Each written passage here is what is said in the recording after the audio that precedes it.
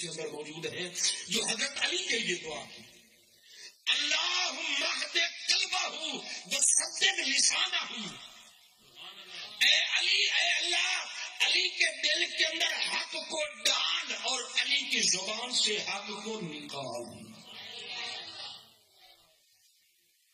جناب علی کے لیے یہ دعا نبی پاک صلی اللہ علیہ وسلم کر رہے، ان کے دل میں حق ڈال اور ان کی زبان سے حق نکال۔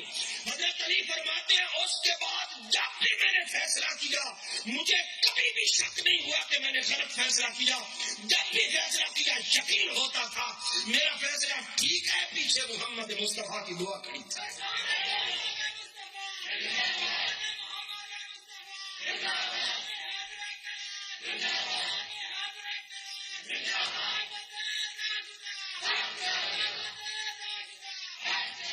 ایک دو فیصلے آپ کو میں سنا دیتا ہوں۔ ایک شخص آیا اور ایک مجرم کو پکڑ کے لایا اور فیصلہ علی سے کروانا چاہتا ہے۔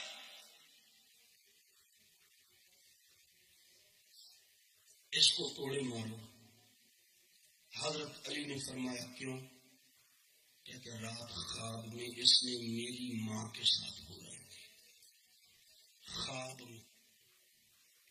حضرت علی نے مرتضی جلاد کو بلایا، کوڑے والے کو بلایا، آجا کوڑا لے کر۔ وہ کانپ رہا کہ خواب میں بڑا جرم کیا ہے؟ خواب میں جو آدمی کرے تو مکلف ہی نہیں ہوتا، تو خواب کے اندر جو فعل ہوا اس پر کوڑا منگوایا جا رہا ہے۔ کوڑا منگوا لیا گیا، اس شخص کو کھڑا کیا گیا جس کے متعلق یہ کہا تھا، تو حضرت علی نے جلاد کو کہا کہ ایک کوڑے اس کے سائے کو لگاؤ۔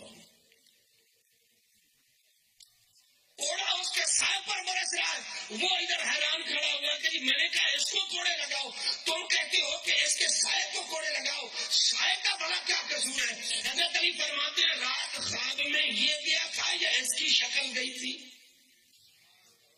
یہ گیا تھا یا اس کا عکس گیا تھا؟ جی اس کا عکس گیا تھا۔ حضرت فرماتے ہیں یہ تو بستر پر تھا، خواب میں اس کا جب عکس گیا تھا، جب عکس نے برائی کی ہے تو علی کوڑے عکس کو لگائے گا، جسم کو نہیں لگائے گا۔